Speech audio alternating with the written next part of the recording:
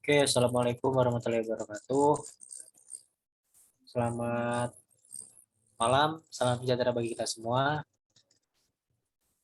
Izin memperkenalkan diri, nama saya Fernando Tuti Priyadi, dan kelompok saya ada Jevon Ogamota Reva, dan yang kedua ada Boy Marcelo.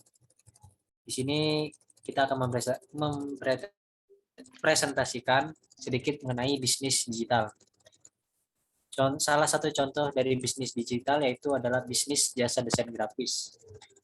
Bisnis jasa desain grafis adalah salah satu usaha modal minim yang sekarang ini banyak dilakoni oleh kaum urban. Bisnis ini bisa dijalankan sebagai sampingan ataupun dijalankan sebagai bisnis utama seseorang.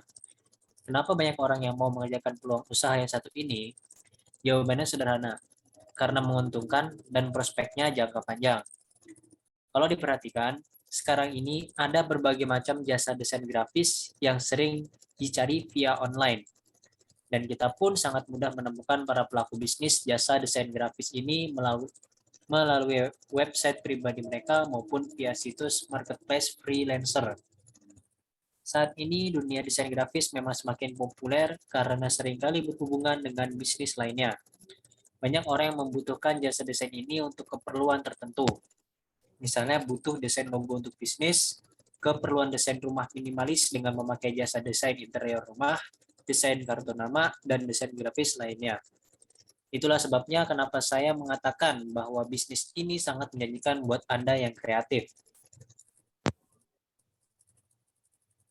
Apa saja yang dibutuhkan untuk menjalankan bisnis jasa desain grafis? Yang pertama itu skill desain. Ini adalah sebuah keharusan. Wajib punya skill desain yang baik agar bisa memulai bisnis ini. Kemampuan dalam menggunakan beberapa software pendukung, misalnya Photoshop, CorelDRAW, Illustrator, dan lainnya, juga merupakan faktor yang sangat penting. Yang kedua adalah portofolio. Portofolio ini adalah hasil kerja desain yang pernah dibuat dan mendapat penilaian bagus dari klien. Hasil kerja tersebut bisa berupa karya foto, clipping majalah atau koran, rancang bangun atau bukti-bukti lainnya. Dengan adanya portofolio ini, maka calon klien bisa lebih percaya karena sudah melihat karya kita sebelumnya. Yang ketiga yaitu media promosi. Dibutuhkan media promosi untuk memasarkan bisnis jasa desain yang kita tawarkan. Idealnya harus membuat website atau blog khusus dengan menggunakan domain sendiri. Di website tersebut, kita bisa menampilkan berbagai hasil desain yang kita buat. Kita juga bisa memanfaatkan situs-situs marketplace seperti projects.co.id, 1000.com, freelancer.co.id, dan lain-lain. Oke, jadi ide dari bisnis jasa desain itu terdapat 3 ide, yaitu pertama jasa desain grafis. Jika kalian suka menggambar dan buka jasa desain grafis, kalian bisa membuka jasa desain grafis. Ada banyak sekali pekerjaan yang bisa dikerjakan mulai dari desain logo, desain logo banner atau kartu nama, dan masih banyak yang lainnya.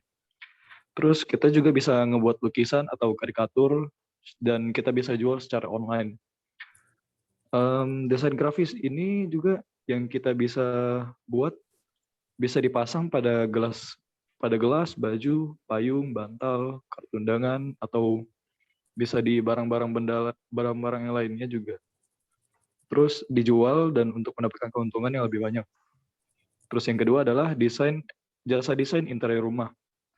Buat kalian yang suka mendesain interior rumah atau lulusan desain interior, kenapa tidak mencoba untuk membuka bisnis jasa desain interior?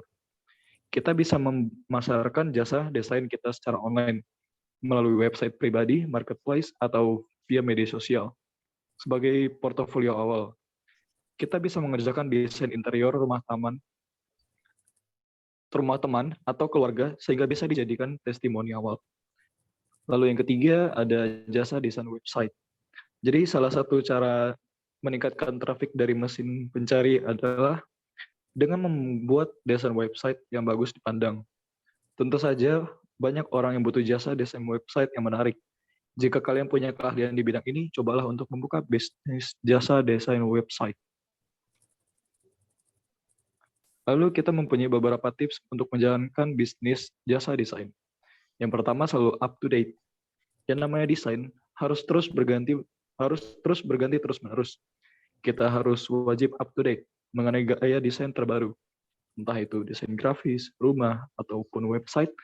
Jadi kita bisa memberikan kualitas yang lebih baik dari segi desainnya. Lalu tren untuk anak muda tentunya biasanya berbeda dengan orang yang sudah berumur.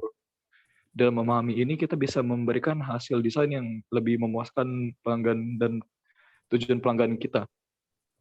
Terus yang kedua ada sesuaikan dengan kebutuhan konsumen. Selalu sesuaikan desain dengan kebutuhan konsumen. Misalnya kita sedang membuat desain interior rumah, sesuaikan desain rumah tersebut dengan karakter dari milik rumah itu sendiri. Anda tidak bisa hanya mengikuti tren karena ini berhubungan dengan kenyamanan si pemilik rumah. Begitu juga Anda diminta untuk membuat suatu desain logo, poster, dan desain lainnya. Pastikanlah untuk selalu menyesuaikan dengan kebutuhan atau permintaan klien Anda. Walaupun seringkali klien tidak tahu apa yang dibutuhkan dan diinginkannya. Lalu yang ketiga, Anda harus mempromosikannya secara online.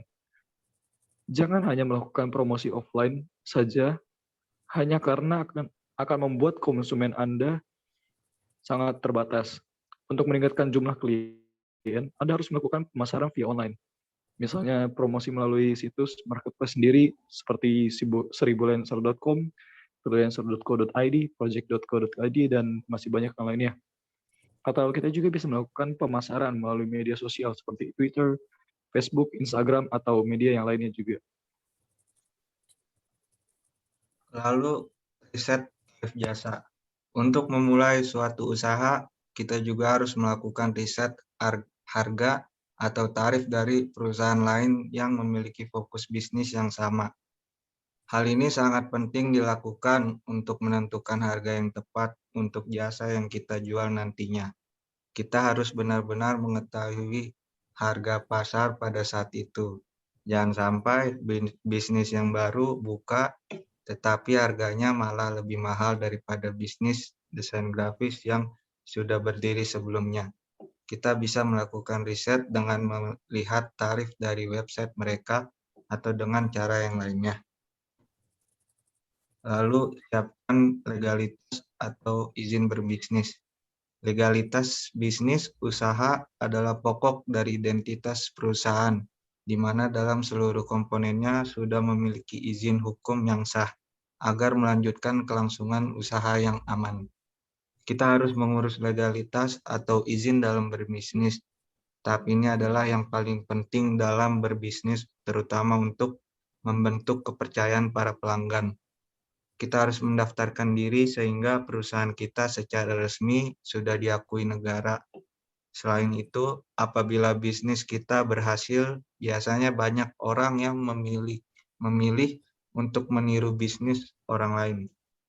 Jika hal ini terjadi, ketika kita belum mendaftarkan diri, maka tidak bisa dibawa ke ranah hukum, apalagi jika sampai legalitas dan izin bisnis terlebih dahulu didaftarkan oleh si perusahaan yang curang itu. Walaupun kita berdiri lebih dulu, maka yang pasti merekalah yang akan memenangkan persidangan atas nama perusahaan itu. Sekian presentasi dari kelompok kami. Mohon maaf atas kekurangannya. Terima kasih.